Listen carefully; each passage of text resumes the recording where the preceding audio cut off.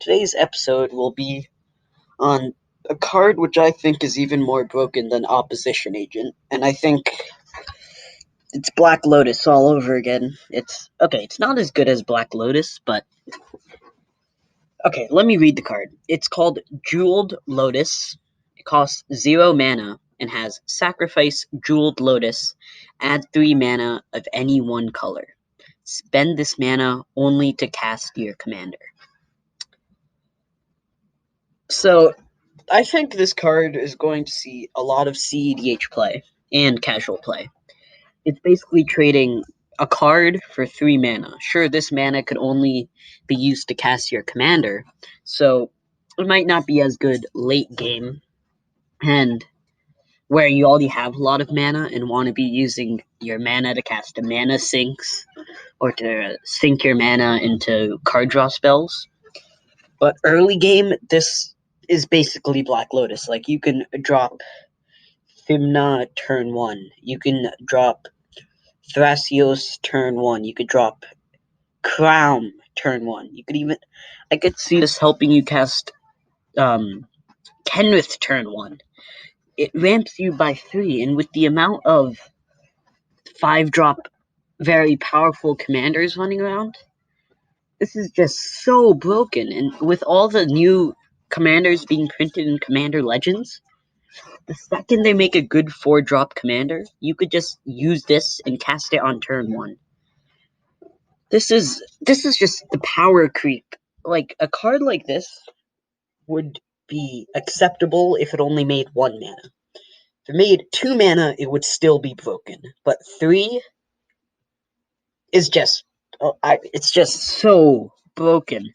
And I know I ranted on Opposition Agent in the most previous episode, and I said that that card is meta warping. But this card will see more play than Solving. And I think the only reason it won't be in 100% of decks is because it will cost $50 or more. It'll be the Chase Mythic of the set, and it'll see play forever. Literally forever in Commander. People open boxes upon boxes to buy it. Since this is a mythic, it's gonna remain expensive. This is mana crypt levels of broken. I don't immediately see any combos, but with Sidisi and I don't really see any combos until they make a commander which will mill 3 upon entry and also has red, so then you could do Lotus Breach. Or not Lotus, yeah, Lotus Breach. You can use this Breach to then cast your commander again and again, and then if you have a sacrifice outlet, it would be infinite or a way to bounce it to your hand repeatedly. So I think they still need print 1 or 2 cards to make the combo work, but that's beside the point. This is just the best card ever. Like, I know WotC has just stopped caring about their consumer base. They don't really care if you can use old cards, because the problem with this power creep is, sure, it might be fun. Like, it's cool to see these big splashy cards, but what about all those cards which were printed 15 years ago? Like, what about all those cards which you had for a long time? What happens if you've been playing for a long time? All of a sudden, you can't use any cards from like 20 years ago because they all suck compared to the ones now. And that's the problem with power creep. And people have brought that up with WotC, but they simply don't care. They couldn't care less about their consumer base, and they just want to make money. Because Hasbro is going to keep asking them, oh, did you make enough money this quarter? If they don't, then Hasbro's going to just do whatever they can to make WotC make more money. If WotC does make their spending goal, then Hasbro doesn't even care. So stuff like this is going to make people not want to buy and make people not want to collect. Because why would you want to buy and collect if you can't use the cards 10 years down the line? It's fine to have one broken card like every 5-10 sets, but in the last 3 sets, there's this card, there's Opposition Agent, there's Underworld Breach, and there's Thassa's Oracle. All of these cards have completely warped the meta, or Thassa's Oracle and Breach have completely warped the meta, and I can guarantee you that Jeweled Lotus will make Kenrith that much better, and will make Crown that much better. It'll also mean you could cast Tana in turn 1, and there's just a lot of broken stuff this enables. And if you get Kenrith or out on turn 1, you could start using him to just beat down your opponents, and also just generate massive value if you have like an Entomb or something.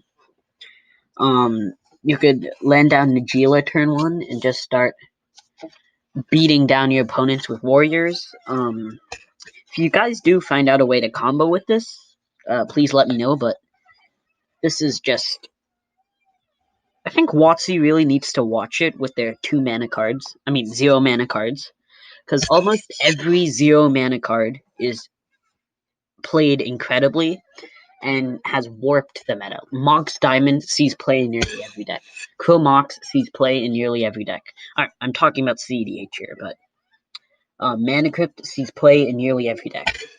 All of these cards are just insanely busted and broken, because when you're casting them for 0 mana and they give you mana, if you have a card advantage engine in the command zone, like Kenrith or Crom, those cards give you the cards back which you spent to get mana to cast them, and you still get your commander left over to draw you cards in the future.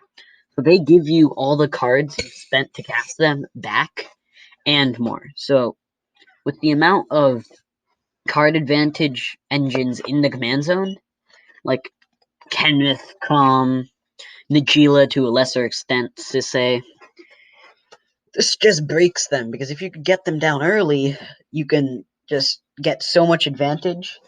And what really breaks these cards is that usually if you're just spending all of your mana to draw cards, your opponents will just win the game. But with the cycle of free counterspells, Fierce Negation, Fierce Guardianship, Mental Misstep, Force of Will, Force of Negation, Pact of Negation, Deflecting Swat, which can act as a counterspell. All of these types of cards being printed, which are basically 0 mana counterspells, card draw is basically equal to interaction. And if you have a full grip of 7 and just drew like 10 cards, your opponent shouldn't try to combo off, because most blue decks run all free counterspells in the format. And there's like 6 of them. Meaning that if you just drew a lot of cards, it's not good for them to combo off. Just, this is another card which goes in every deck, and I think it's better than Sol Ring, because Animar doesn't play Sol Ring. And I think Animar plays this, and that's the only deck which has a good reason to not play Sol Ring. So, like, again, outside of money restrictions, I think every deck will play this. Just thought I'd let you guys know. This episode's a little shorter than the other ones, since it's kind of an emergency episode. Please leave a like and subscribe.